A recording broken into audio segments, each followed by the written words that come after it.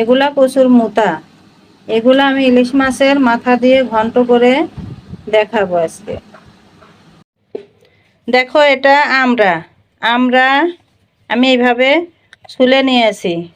এটা কচু, কচুর যে মোতা সেই মোতা এগুলো আমি ছুলে নিয়েছি, এবং আলু এইগুলা দিয়ে আমি একটা ঘন্ট রেসিপি দেখাবো।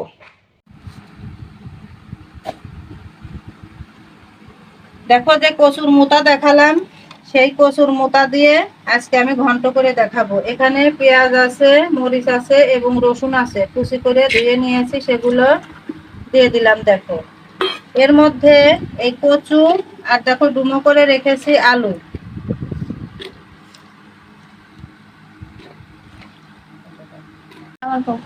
এদিকে দেখো আমরা দিয়ে দিব। এখানে আমি আমরা দিয়ে দিলাম এবং পানি দিয়ে দিলাম। পানি দিয়ে আমরা দিয়ে সিদ্ধ করে নেব।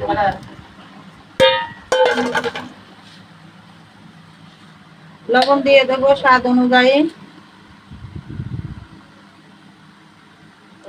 সজের গুঁড়ো দিয়ে দেবো 1.5 টেবিল চামচ। মরিচ কাঁচা মরিচ দেওয়ার পরেও শুকনো মরিচের গুঁড়ো দিয়ে দিলাম 1.5 টেবিল চামচ। হলুদের গুঁড়া দেবো খুব সামান্য।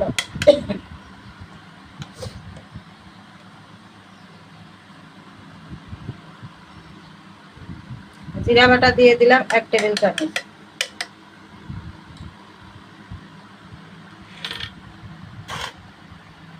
দেখো প্রেসার কুকারের ঢাকনাটা আটকিয়ে আমি চুলার উপরে শীষ দিয়ে নিব।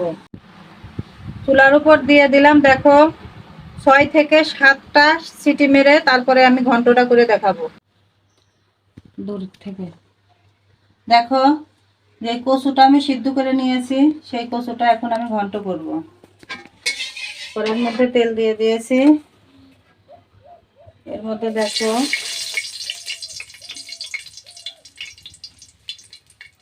একটা মরিচ, একটা তেজপাতা দিয়ে দিলাম,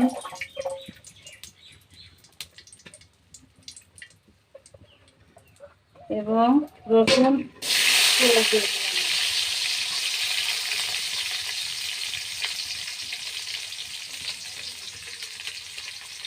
এগুলো একটু ভাজা ভাজা করে নেব।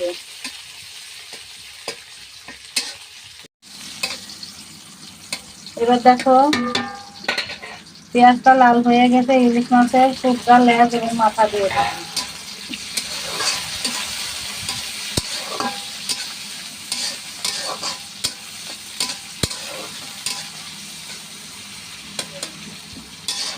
দেখো আমরা কচু আর আলু এই 3টা জিনিস আমি একবারে এই ঘুটনিটার সাহায্যে ঘুটে নিচ্ছি। ঘুটা হয়ে গেছে, এখন এই কড়াইয়ের মধ্যে ঢেলে দিব।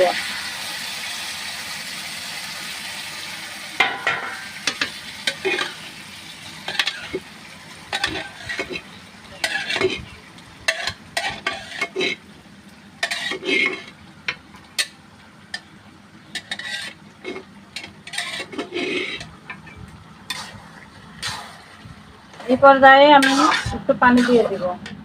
দেখো একটু পানি দিয়ে দিলাম।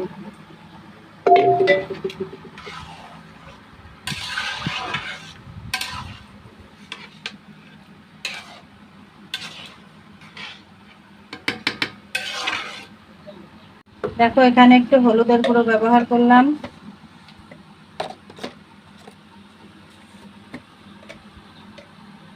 মরিচের গুঁড়ো ব্যবহার করলাম। যেহেতু এটা কচু, আমি আবার করে সবকিছু উপাদান আবার দিয়ে দিচ্ছি, এবং ধনিয়ার গুঁড়ো দিয়ে দিলাম।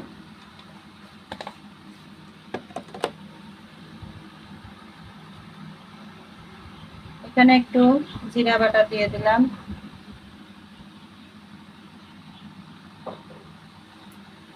1.5 টেবিল চামচের মতন জিরা বাটা দিয়ে দিলাম, এবং দেখো 1 টেবিল চামচের মতন গরম মশলা, ডাল এবং ফল বাটা দিয়ে দিলাম। দেখো আমার ঘন্টটা রান্না হয়ে গেছে। দেখো এটা কিন্তু কচুর মোতা, আমরা দিয়ে, আলু দিয়ে, ইলিশ মাছের মাথা, লেজ, চরপুরা দিয়ে ঘন্ট করলাম। এই দেখো আমরা, এই যে আমরা, এগুলা দেখো আমরা এভাবে আমার মতন করে সেম প্রসেসে ঘন্ট করে খেলে দেখো, ভালো লাগবে। আর আমি যে যে উপকরণ দিলাম সেম উপকরণ দিয়ে তোমরা তো সবজিটা রান্না করে দেখো। আর যারা ফেসবুক